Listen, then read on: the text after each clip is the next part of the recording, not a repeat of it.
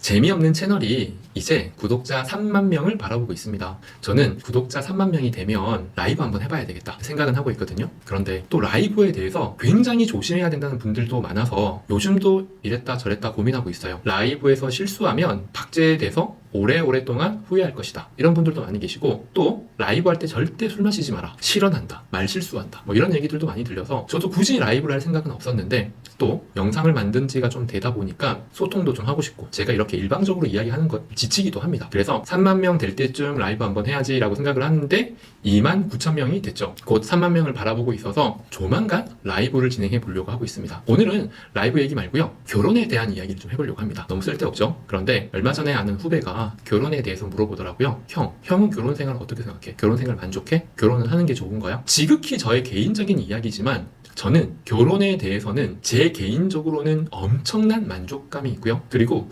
저에게는 정말 큰 행운이라고 생각을 하고 있습니다. 진심이에요. 그거는 제 친한 친구들, 아마 저희 직원들도 잘 알고 있을 겁니다. 제 목숨을 살린 사람이라고도 생각을 하고 있거든요. 모두가 그런 건 아니겠지만 제 개인적인 사정은 그렇습니다. 14년도, 5년도 그 시기였어요. 사업을 하다 보면은 분명히 누군가한테는 위기가 옵니다. 그런데 제가 그 위기가 제 일생에서 가장 힘든 위기였어요. 물론 그 전에 한번 사업을 망했던 적도 있고 큰 프로젝트에 실패를 했던 적도 있는데 14년도, 15년도 그 시기가 저한테는 굉장히 너무도 힘든 시기였어요. 저의 영상들 중에서도 제가 아주 힘들었다고 얘기했던 그 시기는 다 이때였습니다. 어느 정도였냐면 아마 우울증이 가장 심했던 것 같아요. 저는 병원 가는 게 두려워서 진단은 받지 않았습니다. 그런데 돌이켜서 생각해보니 그때 그랬었구나. 나 자신은 좀 몰랐던 것 같아요. 어느 정도로 힘들었냐면 지금도 그 기록이 남아있을지 모르겠는데 권총을 계속 검색을 했었어요. 권총은 이 유튜브에서 이야기하면 안 되는 단어일 수도 있을 것 같은데 그걸 검색했던 이유는 뭐냐면 이걸 계속 상상을 했던 거죠. 뛰어내리기에는 너무 무섭고 한 번에 갈 수 있는 그런 상상을 했던 시기가 있었습니다. 그 정도로 저한테는 어려운 시기였는데 그 시기 때 만났던 한 여자가 있었어요. 그 여자는 처음에는 그냥 친구처럼 친하게 지내다가 말도 잘 통하고 술도 한 잔씩 마시니까 기분이 좋더라고요. 우리는 서로 사귀기로 이야기는 했지만 사귀자고 서로가 이야기할 때 전제 조건이 하나가 있었어요. 우리는 결혼하지 말자. 결혼하지 않는 조건이라면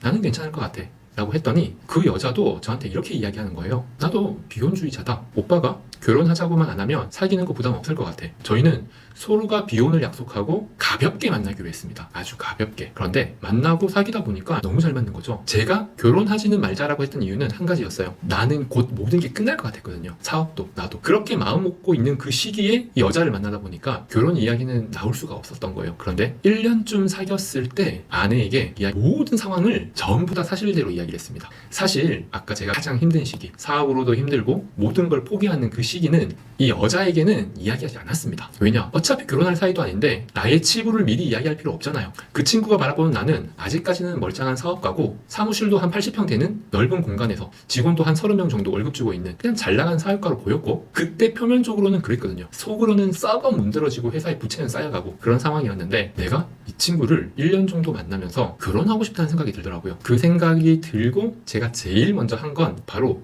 나의 상황을 솔직하게 이야기하기. 이렇게 이야기했습니다. 나 사실 다 망해버린 사업가야. 지금 빚만 남아있고 갚을 능력도 안 되고 괜찮아? 그래서 나 이제 필리핀으로 갈 거야. 여기 있는 거 다 정리하고 필리핀으로 가서 내가 잘하는 거 치킨 장사 할 거야. 그런데 같이 갈래? 제가 여자에게 그렇게 이야기했습니다. 그 여자는 나름 잘 나가는 디자이너였어요. 자기 브랜드를 만들어서 사업도 하고 나름 명성 있는 디자이너였는데 뜬금없이 남자친구가 이렇게 이야기를 해요. 필리핀 가자고. 가서 닭튀기자고. 젊고 예쁜 여자애가 그걸 선택하겠냐고요. 그런데 어차피 다 망가진 내 인생 솔직하게 이야기하고 떠날 생각이었는데 이 여자가 필리핀 가자 이러는 거예요. 그리고 이 여자와 나는 결혼을 했습니다. 그런데 그 이후로 너무 잘 풀리는 거예요. 2년 3년 만에 모든 빚은 다 갚았고요. 내 사무실과 아파트, 사무실은 매매를 해서 사고 그 맡은 빚 다 갚고 사업이 잘 풀리면서 지금은 행복하게 살고 있습니다. 여자를 만나서 결혼을 했기 때문에 행복이 찾아온 걸까요? 그건 아니겠죠. 지옥에 사는 사람들도 있습니다. 결혼을 하고 지옥에 살 수도 있고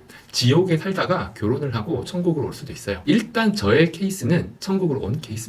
자, 그렇다면 누구는 지옥을 가고 누구는 천국을 간다 그러면 누가 그렇게 할 수가 있느냐? 이 부분은 너무나 뻔한 이야기이긴 합니다. 결혼 자체는 좋고 나쁘고는 없어요. 당신이 만나는 사람이 누구인가에 따라서 그 사람을 만나는 사람이 천국을 갔다고 해서 그 사람이 만나는 모든 사람이 천국을 가는 건 아닙니다. 저의 아내도 저와 지금 똑같은 생각을 하고 있어요. 결혼은 정말 할 생각이 없었는데 지금 저와의 결혼 생활은 너무 행복하다고 얘기를 하고 있습니다. 이건 왜냐면 서로가 잘 맞기 때문에 그런 거겠죠. 그런데 결혼을 하기 전에는 연애 기간이 길어도 그게 맞는지 안 맞는지를 모른다는 거예요. 8년 연애하고 결혼 1년 만에 이혼한 사람들도 꽤 있었거든요. 아마 이 영상을 보는 여러분들도 그런 경험담 많이 들었을 거예요. 야, 누구누구는 4년 연애하고 6개월 만에 이혼했대. 이런 거 들어보신 적 있으시죠? 결론은 이게 굉장히 무책임한 이야기가 될 수도 있는데 저의 결론은 이래요. 연애를 오래 했다고 해서 그 사람과 나와의 결혼 생활이 정해져 있는 건 아니다. 알 수 있는 건 아니다. 연애는 연애고 결혼은 결혼이에요. 그건 집안과의 만남이기 때문이기도 하고요. 저의 결론은 이거예요. 그냥 결혼하세요. 아니면 이혼이라는 제도가 있잖아요. 이혼이라고 하는 그 제도를 너무 무서워할 필요 없다고 생각해요. 오히려 장려할 필요도 있습니다. 왜? 결혼을 두려워하지 않기 위해서. 지금의 이혼은 주홍구씨가 아니잖아요. 관심도 없고 문제도 안 됩니다. 결혼에 대해서 두려워하지 말고 이혼에 대해서도 두려워하지 마세요. 결혼을 해봐야 결혼 생활이 맞는지 안 맞는지 알 수 있는 겁니다. 이상